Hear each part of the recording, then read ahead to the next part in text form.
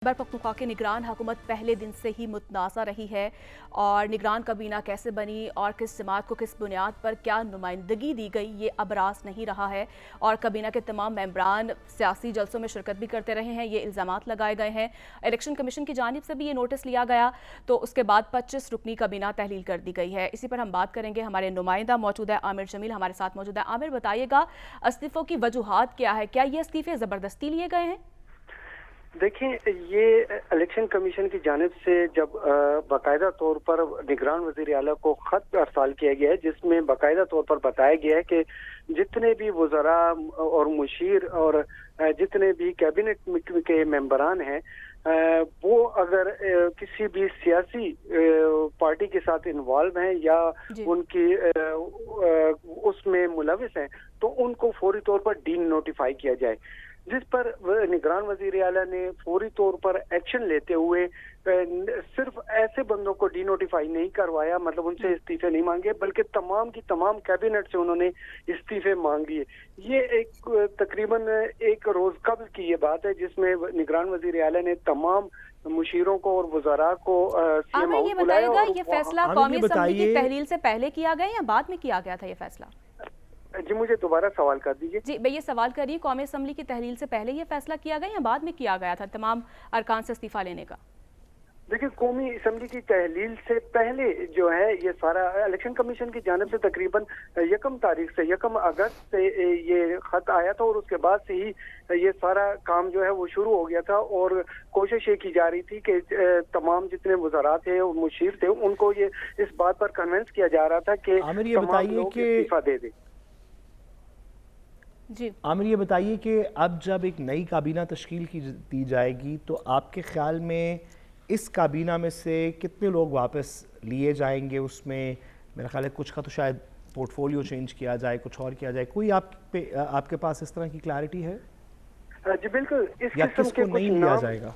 जी, इस किस्म के कुछ नाम जो हैं वो सामने आ रहे हैं, जैसे कि वज़ीर आला साहब का ये इख्तियार है कि वो किसी भी मेंबर को दोबारा से ले सकते हैं। तो इसमें जस्टिस रिटायर्ड इरशाद कैसर का नाम भी सामने आ रहा है कि उन्हें वो दोबारा हो सकता है कि वो कैबिनेट में शामिल करें। उसी तरीके से बैरिस्टर ये बताइएगा कैसे इस बात को इंश्योर किया जाएगा कि अब जो भी अफराद होंगे वो गैर सियासी होंगे? देखिए, इसी हवाले से अभी तक मुशावरत की जा रही है। ऐसे अफराद चूंकि जिन पर इलेक्शन कमीशन पहले ही एतराज़ात उठा चुका है, कोशिश ये इस दफ़ा यही की जा रही है कि तमाम ऐसे अफराद लिए जाए, ब्यूरोक्रेट्स हों, रिटायर्ड जजेस हों और ऐसे अफराद हों जिनकी रेपुटेशन और जिनकी। ये बताइएगा कि बेशुमार इल्ज़ामात लगते रहे कि खैबर पख्तूनख्वा में तैनातियाँ गवर्नर हाउस से की जाती रहीं और उसमें कुछ निगरान वुज़रा के नाम भी आते रहे कि वो भी उनके साथ मिलकर निगरान सेटअप में मुदाखलत करते रहे, यानी कुछ मनपसंद तरीके से तैनातियाँ अमल में लाई जाती रही। वुज़रा जो वज़ीर आला साहब थे वो भी मजबूर थे इस मामले पर, तो वो कितने बड़े पैमाने पर तकर्रुर तबादले हुए या इस तरह के मामलात हुए?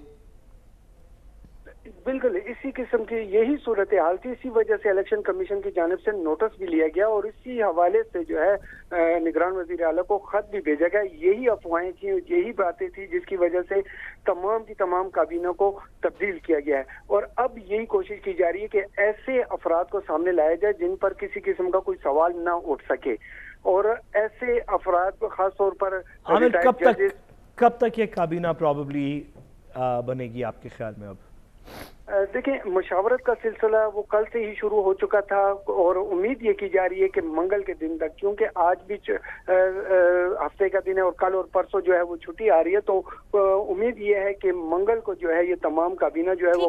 आमिर, ये बताइएगा कि जिस तरह से परवेज खटक साहब ने भी पार्टी बनाई है और उसके बाद देखा खामोशी उन्होंने इख्तियार कर लिया, अब क्या सोच रहे हैं वो? देखिए, उनको भी हो सकता है कि इसी कैबिनेट में उनके कुछ ऐसे बंदे जो कि जिनकी रेपुटेशन बेहतर हो, जो कि किसी सियासी उसमें मुलविस न हो, तो हो सकता है कि उनको भी इसमें इस कैबिनेट में एडजस्ट किया जाए।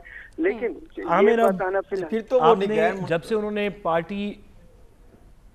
जब से उन्होंने पार्टी बनाई है, आई एम श्योर कि आपने देखा होगा कि सारे केपी के अंदर लोग फूले नहीं समा रहे और इंतज़ार कर रहे हैं कि परवेज़ खटक साहब की पार्टी को जाके तो बैलेट्स पे वोट दें।